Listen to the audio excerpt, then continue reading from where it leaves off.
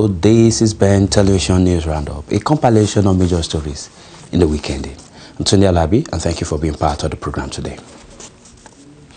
US President Barack Obama has extolled the role of the United States in supporting the emergence of strong democracy around the world and preventing a third world war.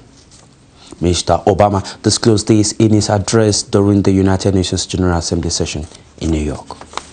70 years after the founding of the United Nations, it is worth reflecting on what together the members of this body have helped to achieve. Out of the ashes of the Second World War, having witnessed the unthinkable power of the atomic age, the United States has worked with many nations in this assembly to prevent a third world war by forging alliances with old adversaries, by supporting the steady emergence of strong democracies accountable to their people instead of any foreign power, and by building an international system that imposes a cost on those who choose conflict over cooperation,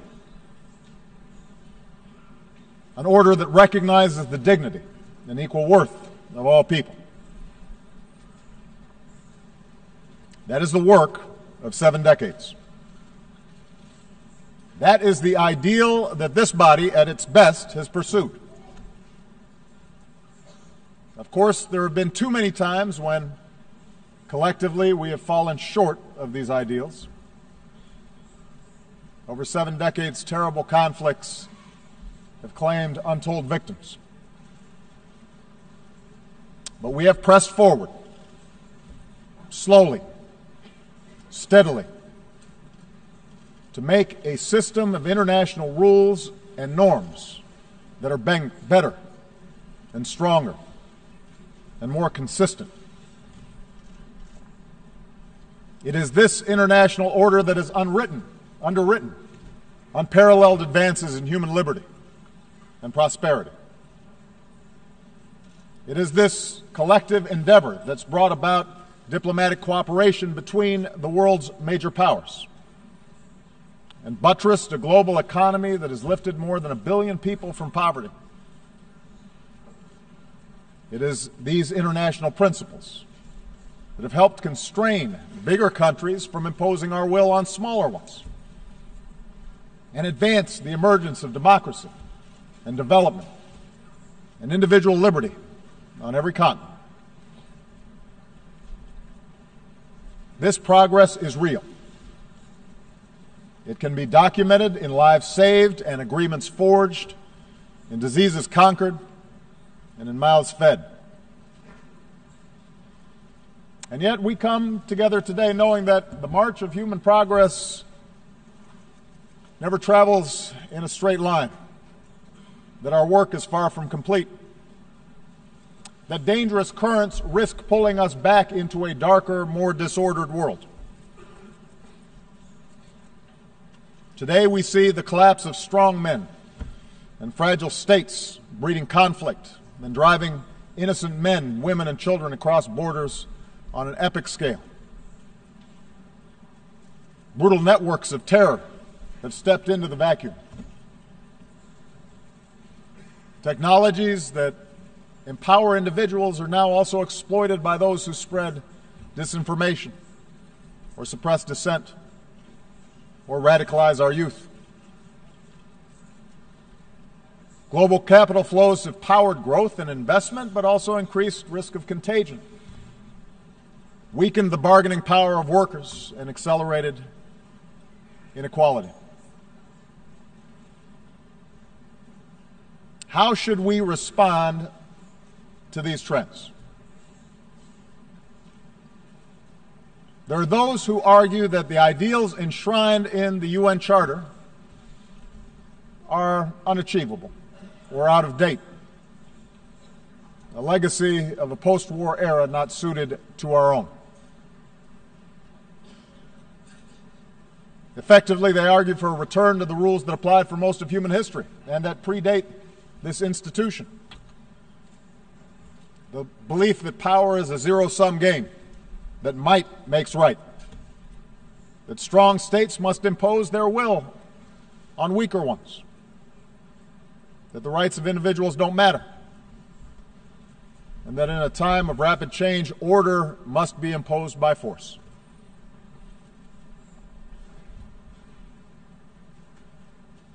On this basis, we see some major powers assert themselves in ways that contravene international law. We see an erosion of the democratic principles and human rights that are fundamental to this institution's mission. Information is strictly controlled, the space for civil society restricted.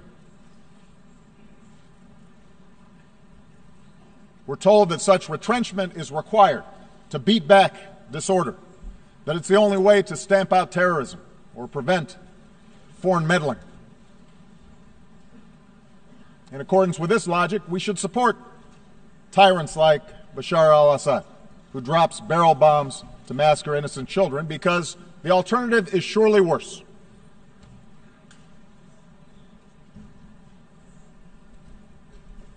The increasing skepticism of our international order can also be found in the most advanced democracies.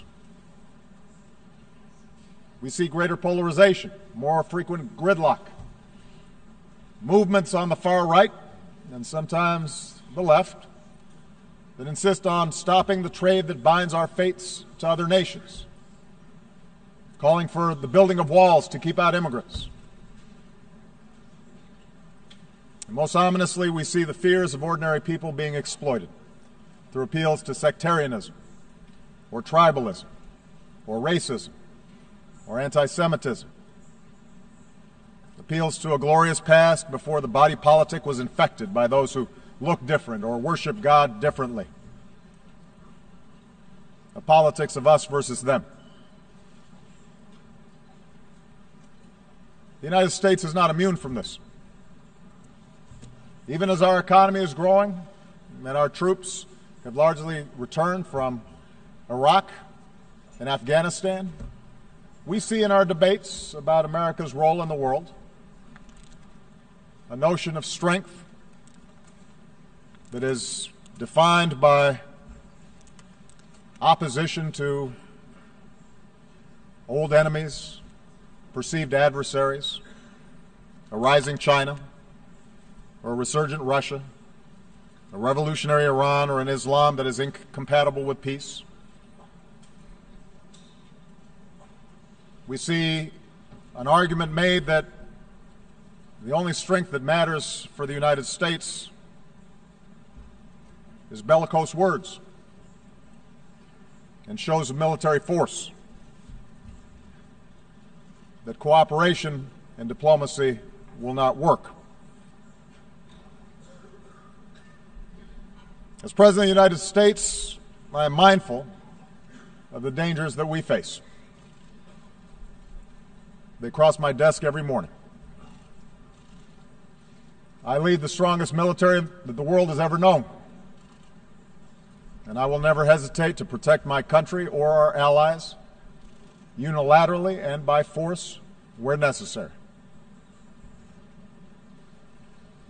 But I stand before you today believing in my core that we, the nations of the world, cannot return to the old ways of conflict and coercion. We cannot look backwards.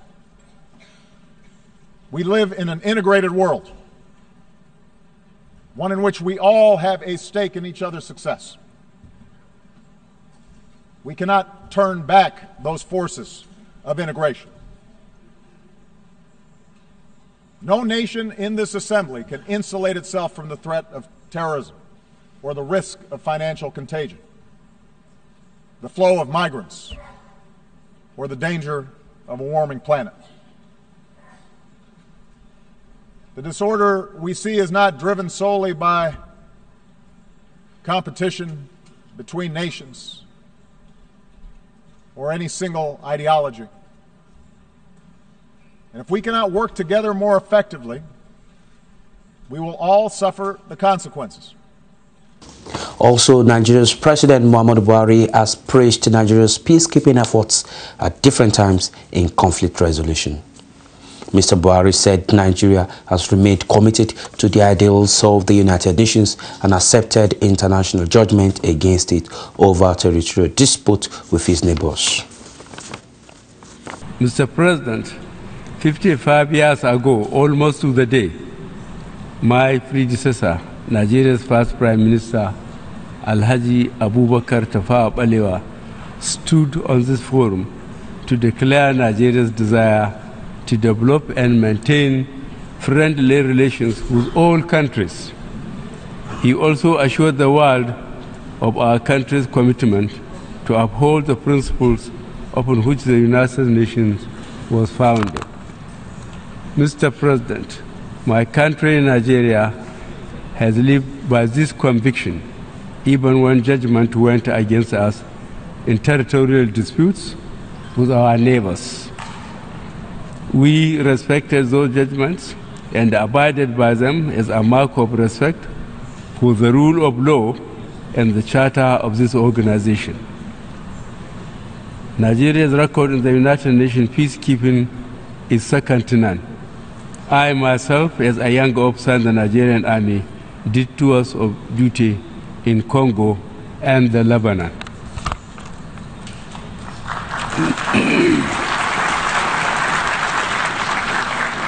Nigeria contributed to United Nations peacekeeping efforts in Ethiopia, Liberia, Sierra Leone, and Darfur. Furthermore, we are proud of our contributions to other activities of the United Nations, including Peace Building Commission, the Human Rights Council, and security sector reform. Mr. President, we are gratified to note that most countries have pledged commitment to the post-2015 development agenda and sustainable development goals with their means of implementation. The successor frameworks of the MDGs have come, Mr. President, with lofty aspirations and, if I may say so, heroic assumptions. Nonetheless, they target development cooperation by the international community up to their 2020, and they deserve universal support. This is because the SDGs mirror the hopes and aspirations of much of the world. I should stress that for the newly adopted SDGs to be truly global, they must be practical. In this regard, the SDGs core objectives of poverty eradication and reducing inequalities must be met within the framework of a revitalized global partnership support by concrete policies and actions as outlined in the Addis Ababa agenda. Luckily, these two core objectives of SDGs are precisely at the center of Nigeria's new administration's agenda. It must be emphasized, Mr. President, that foreign direct investment supplemented, where suitable, by official development assistance, as outlined in the Addis Ababa agenda, are necessary, though not sufficient, conditions for accelerated development in countries that are trying to catch up. In this connection, I would like to appeal to industrialized countries to redeem their pledge of 0.7% GDP to development assistance. With the sole exception of the United Kingdom, all concerned countries have, I am told, to meet the United Nations requirement. But, Mr. President, with SDGs, we have the opportunity to improve the lives of people, not just in the developing world, but in all nations. The Secretary General himself has grouped the SDGs into what he calls 6 essential elements: namely, dignity, prosperity, justice, partnership, planet, people. As a prerequisite to these, And as we look at history and remember the terrible events that gave rise to the birth of the United Nations in 1945, I would like to propose a seventh: peace. The United Nations has succeeded in maintaining global peace since its establishment some 70 years ago. The global organization, which has been faced with several challenges, has, however, prevented a world war. This report reviews some of the operations of the United Nations since establishment. The United Nations was born out of the ashes of World War II and the failures of its predecessor, the League of Nations. Sense of that term. At a conference in San Francisco in 1945, the organization's charter was drawn up, seeking to foster a more peaceful world and promote and develop human rights. U.S. President Harry Truman told delegates there were many who doubted they could succeed because of their differences. But these differences were all forgotten in one unshakable unity of determination to find a way to end war. That October, the United Nations was officially established after 29 of its first 50 member states ratified the Charter. Today, there are 193 member states. Michael Doyle, a former advisor to Secretary General Kofi Annan, says the organization got off to a rocky start. During the Cold War, the split between the Soviet Union and the U.S. created an institution that was at loggerheads with itself.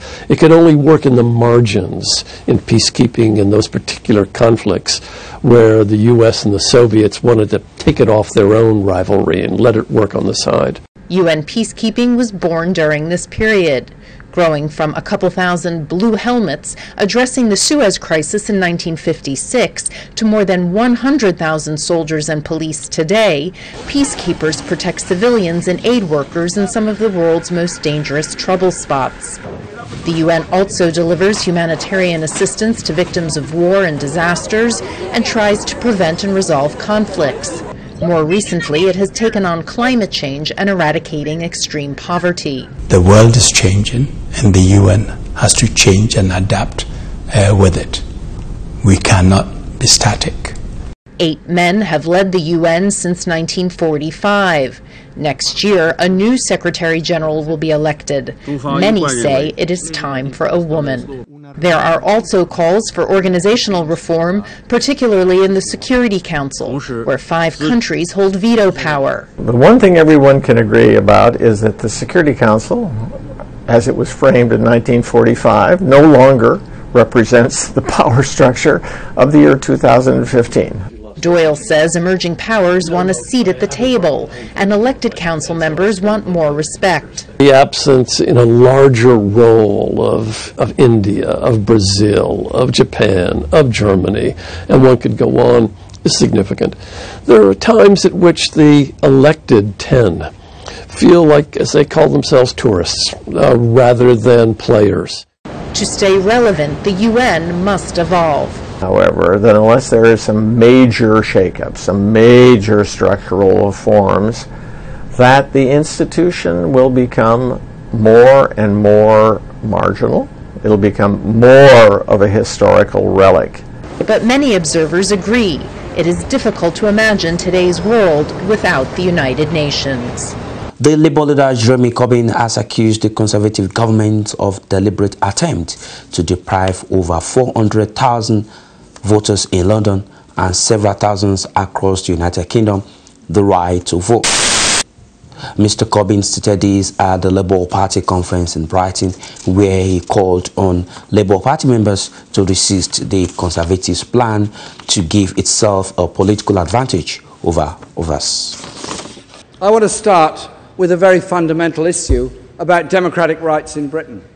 Just before Parliament rose for the summer, the Tories sneaked out a plan to strike millions of people off the electoral register this December. Very clever. A year earlier than the Independent Electoral Commission had advised them to do. What it means is this. Listen carefully. 2 million people could lose their right to vote. That's 400,000 in London, 70,000 in Glasgow, thousands every town, city, village and hamlet all across the country. Overwhelmingly, they're students, they're people in insecure accommodation, short-stay private lets. We know why the Tories are doing it. They want to gerrymander next year's mayoral election in London by denying hundreds of thousands of Londoners their right to vote. They want to do the same for the Assembly elections in Wales, and they want to gerrymander electoral boundaries across the whole country by ensuring the new reduced House of Commons boundaries will be decided on the basis of the missing millions from the voters' register when the Boundary Commission starts its work next April. So, conference, we've got to do our best to stop them. We'll highlight the issue in Parliament, of course, and outside. We'll work with councils all across the country to get people back on the register. But I make this appeal to you. From today, from now, our party, our Labour Party, starts a nationwide campaign for all our members to work in every town and city, every university, as students start the new term, to stop the Tory gerrymandering, to get people on the electoral register. I know this is hard work, but before I became an MP,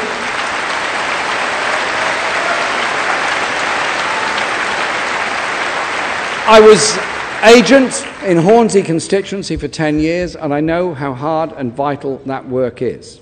And we're going to do it. But these days, we've got new resources. The power of social media, the power of our huge membership.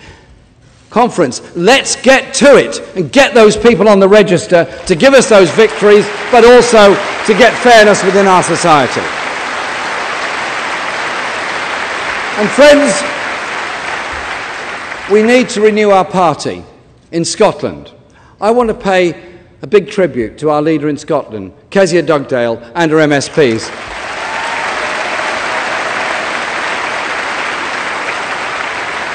I know that people in Scotland have been disappointed by the Labour Party. I know you feel we lost our way. I agree with you. Kezia has asked people to take another look at the Labour Party, and that's what I want people across Scotland to do. Under Kezia and my leadership, it will change. We will learn the lessons of the past. We will again make Labour the great fighting force you expect us to be. We need to be investing in skills, investing in our young people. And, strong message here, not cutting student numbers, giving young people real hope and real opportunity. Conference, it is Labour that is the progressive voice for Scotland. And with that story on the Labour Party conference and its leader, we conclude the news roundup for this week. Thank you for being part of it. I'm Tunde Alabi, and do have a very good week ahead. Bye. As part of our continued efforts to reach the African and other ethnic communities in the United Kingdom with greater impacts and create the platform to hear your silent and unheard views in this hugely growing community in the United Kingdom, our channel, Ben TV, presents to you another live current affairs television program. Our focus on the program is to review and discuss issues around the diaspora community in the UK. The program offers you that unrestricted voice on issues affecting you in the UK. Join us live every Monday at 10 a.m. to 12 noon. Another business segment of Dialogue in Diaspora, 2 to 3 p.m. every Monday. But guess what? You know you can be part of the program. Just send us an email at bentelevisionuk@gmail.com. Dialogue in Diaspora, your voice, your opinion on our TV.